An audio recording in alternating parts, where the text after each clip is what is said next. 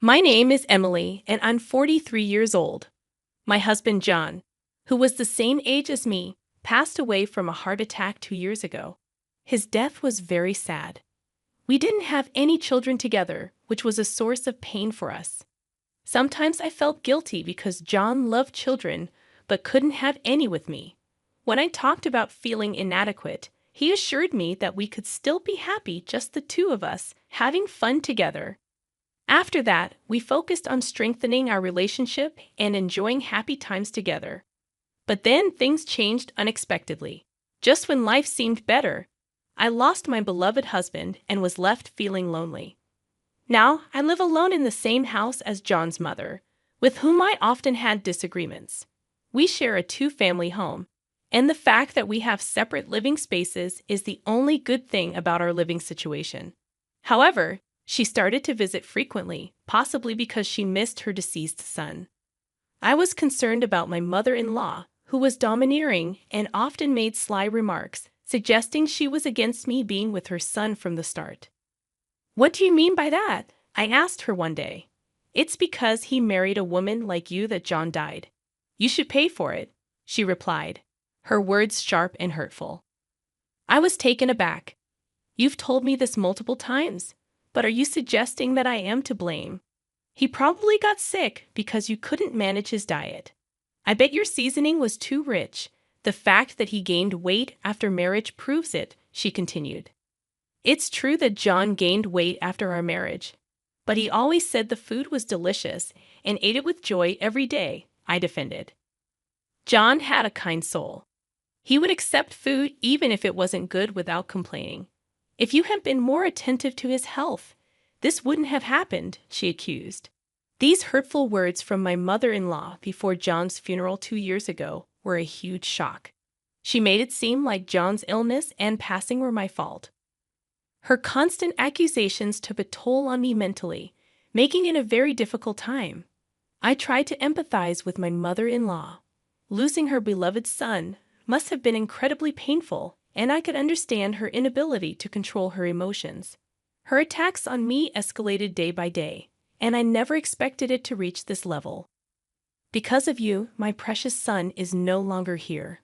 Were you aiming for his insurance money from the start?" she accused angrily. "That's just not true," I replied, trying to defend myself. "You planned not to have children just to get all the insurance money for yourself, didn't you?" "What a scary woman," she continued. "My husband John and I wanted children desperately. We visited hospitals and tried everything, but we were never blessed with a child. The idea of aiming for insurance money was ridiculous. Every day without John is unbearable for me. I can't possibly act like you, can I?" she added. "Why can you say such cruel things? It would have been better if you were gone instead. Why did Joe have to go through this?" Her words were too much to bear. "There's a limit to everything. There are things you can and cannot say," I replied, trying to keep calm. She responded dismissively, "Huh? Oh, I'm just talking to myself. I'm just saying what I've been thinking. It has nothing to do with you." Finally, she bluntly said, "Move out." "Why should I move out?" I asked, feeling unfairly attacked. "Living with you makes me feel like I'm going crazy. I won't say tomorrow, but please leave this house as soon as possible. Since John's passing, the ownership of this house should be mine," she demanded. Her accusations were unbearable. "Now that John is gone, you think the insurance money and the house are all yours, right?" "You're unbelievable," I exclaimed. "I didn't know that there was insurance money involved," I explained. When she found out about the insurance payment after his death, it seemed to raise suspicions in her mind. She appeared to believe that I had caused John's death to get the house and insurance money, and no matter how much I tried to explain, she wouldn't understand. I was at my limit with the situation. Living with her was becoming increasingly difficult, and my days were mentally taxing. The next day, she continued her verbal attacks. "You must be living comfortably without a home, with a lot of insurance money coming in, not even having to work. Is that why you came here today, to say such things?"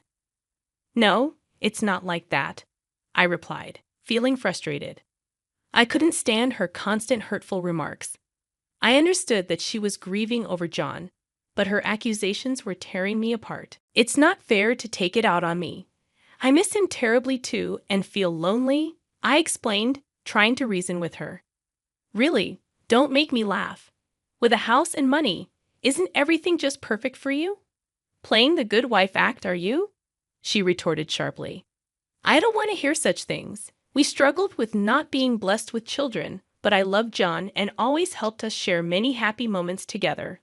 I replied, hurt by her accusations. It's impressive how you can say such things with all the freedom, money, and everything going your way. Isn't life just perfect? She continued, her words cutting deep. That's so cruel. If I could exchange the money and house to have John back, I would do it in a heartbeat, I said earnestly. Oh, so you're saying you don't need the insurance money then, she sneered. Why would you even say that? If I don't need it, then I'll just have it, right? This money is the last gift John left for me, thinking of my future after he's gone. I want to cherish the sentiment, I explained. What a shameless woman you are, she remarked bitterly. At this point, I felt it was detrimental for both of us to continue living together. Summoning my courage, I made a proposal I had been contemplating for a while. Can we end this lifestyle? I asked tentatively. What do you mean? She replied. Every day we argue, and it's just hard on both of us. I think it's difficult to continue living together, I explained. That would be best. Please find a place and move out soon, she demanded. You're the one who should move out. This house is under my name, she countered. I can't believe you're trying to kick me out. You're even worse than I thought. The house is too big for me alone, and I'm considering selling it once then settle down. Plus, properties around here seem to sell for a good price, I suggested. Just when I thought about what you'd suggest next, it's about money again. How much more do you need to be satisfied? She explained. If you're thinking of selling, you should just give it to me. Living alone, this house will be too big for you as well, and maintaining it, including property taxes, could be a burden. I can help you find an apartment. Or should I pay rent when I can live here? She added. If you're planning to sell, you should give it to me, my mother-in-law declared. I believe that renting an apartment would be more affordable than maintaining the whole house. I can't afford to pay rent every month, I explained. I will help with the rent, she offered. If that's the case, that's fine. I'm glad to be freed from living with you. I'd always thought it would be the worst to be with you till the end, I responded. Promise me financial assistance, she requested. All right then, let's start looking for an apartment soon, I agreed. So we decided to live separately. My mother-in-law seemed to be struggling financially, so I intended to help her with the apartment fees. Despite our complicated relationship, she is the mother of my beloved husband John, and I wanted to support her as much as I could. Around the time I started looking for her new apartment, I experienced a health scare. I was diagnosed with a cerebral hemorrhage, but luckily it wasn't life-threatening. I spent 2 months in the hospital, including a recuperation period. During my stay, my mother-in-law never visited me, but my parents and sister took turns caring for me. Thanks to their support, I could return to almost my regular daily life with only slight residual symptoms. And just like that, my 2-month hospital stay flew by, and the date of my discharge arrived. I originally intended to return to my parents' house for a while, but when I went home to get my belongings, I was met with a shocking scene. What? The house is gone. What happened? I asked in disbelief. My mother-in-law appeared as if she had been waiting for me. Congratulations on your discharge. I didn't expect you to come back looking so well. There are barely any lingering effects, and I can return to my daily life, I replied. Well, that's good to hear. I'm glad you're back healthy. More importantly, what happened to the house while I was hospitalized? I inquired. About that, I sold it for about $150,000, she revealed casually. What do you mean? You sold it without consulting me, I exclaimed. I had a friend who wanted to live around here. Her husband works nearby, and they're in a hurry to find a place, she explained nonchalantly. I just sold it. Selling it without even telling me is unacceptable. I replied, feeling shocked and upset. It's not a big deal. Right after you were hospitalized, I got this offer. I thought even if you survived, you'd probably have difficulties living normally and might end up in a facility. So I made a decision on my own. Don't be mad, she explained casually. I can't believe it. But thanks to me finding a buyer, we got $150,000 from selling the house, she added. While I was in the hospital, my mother-in-law sold the house without asking me. Apparently, their acquaintance had always wanted the land around my house, and my mother-in-law took it upon herself to conduct a private transaction. Are you planning to sell someone's house without consulting them, and then keep the money for yourself? The house was originally under John's name, right? I questioned. That's true, but I don't think it's any of your business. Anything that belonged to my son John is mine, she asserted. You interpret everything in your favor, but that's not how it works, I argued. What do you mean? When John passed away, the house title changed to my name, she replied confidently. Selling a house without the owner's consent is almost criminal, you know, I countered. Please don't call me a criminal. Do you think you'd win in court? How about splitting it? Expect it to be $75,000 each, she suggested. It's not about the money. Then why are you so angry? While I was hospitalized, you sold our house on your own and used the money to buy a condo for yourself. Coincidentally, a condo next to our house was on sale for about $75,000, and she lives there now. Moreover, my belongings were placed in the new home. When I had my cerebral hemorrhage, she seemed to have doubted my condition was serious and made various decisions ahead of time during these 2 months. I explained, feeling betrayed and frustrated. I decided to confront the self-centered woman with the truth. The house is no longer under my name, I revealed. What do you mean? She asked. I was in the process of selling the house while I was hospitalized, I explained. Because of the good location, it was quickly decided. I was supposed to handle the procedures after I got discharged, but I've already sold it, so it's too late. You should cancel it right away. It's my house, she insisted. So I don't have any reason to cancel. Please explain the situation to your acquaintance and refund the $150,000, I insisted. What are you talking about? I've already bought a condo, so I can only return half of it.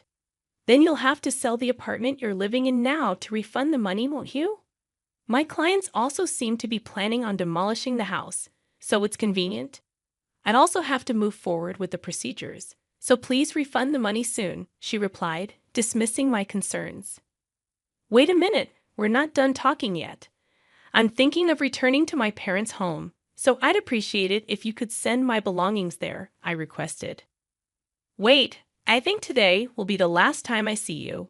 Please take care, she said abruptly. Following this, I cut ties with her.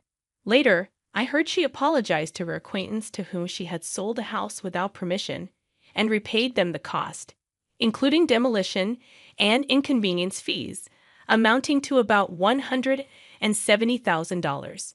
Furthermore, although she sold her apartment, its value had decreased since her purchase, and she ended up with significant debt.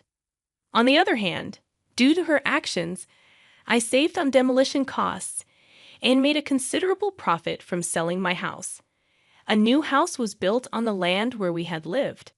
I was nostalgic about the familiar place where I had spent happy times with John. Seeing the new house evoked bittersweet feelings, but I decided to visit the place. Unexpectedly, someone I never wanted to see again appeared. Well, it's been a while, hasn't it? She said. Why are you here, mother-in-law? I asked. I'm on my way to work, she replied. You're going to work now? I questioned. Yes, I'm working because of you, she responded. What happened to the assistant for my apartment you talked about? I inquired. We've cut ties and are no longer family, so that discussion is void, she stated. John would be saddened by the situation. I'd say the same thing to you, I remarked. What do you mean? She asked.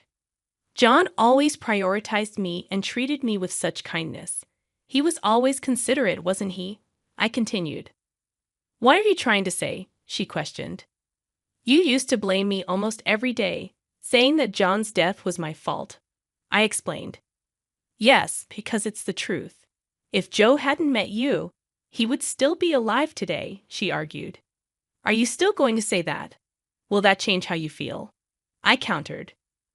I have no reason to be lectured by you. Now that you've got so much money, you should at least take on some of the debt. You're still family, aren't you? She asserted. I never really liked you, but I intended to take care of you because you are the beloved mother of John, I replied. Of course, that's the least you can do, she agreed. But honestly, I cannot forgive some of the things you've done and said after I had a stroke. I just can't forget the hurtful words you've said to me, I confessed. That was months ago. Don't hold a grudge, she advised. It's hard for the person who was hurt by those words to forget, I replied. You're quite tenacious, aren't you? She remarked. Call it what you will. I'm not involved anymore, I stated firmly. By the way, aren't you supposed to be at work by now? I redirected the conversation. Oh, look at the time. Take care on your way, she said, changing the subject. If it weren't for you, I'd be enjoying a peaceful retirement by now, she added. Sounds like you regret your choices. Instead of blaming others, maybe it's best to reflect on your own actions, I suggested. I then spoke my mind to her and left the scene. It had only been 2 years since John passed away, but thanks to the money he left behind, I am now able to lead a stable life. The money that John left for me is invaluable, and I intend to use it wisely. I've purchased an apartment near my parents' house, and I'm living there alone.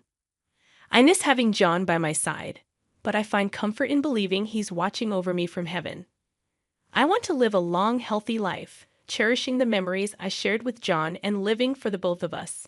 My dream is to one day reunite with them in heaven and share all our cherished memories once again.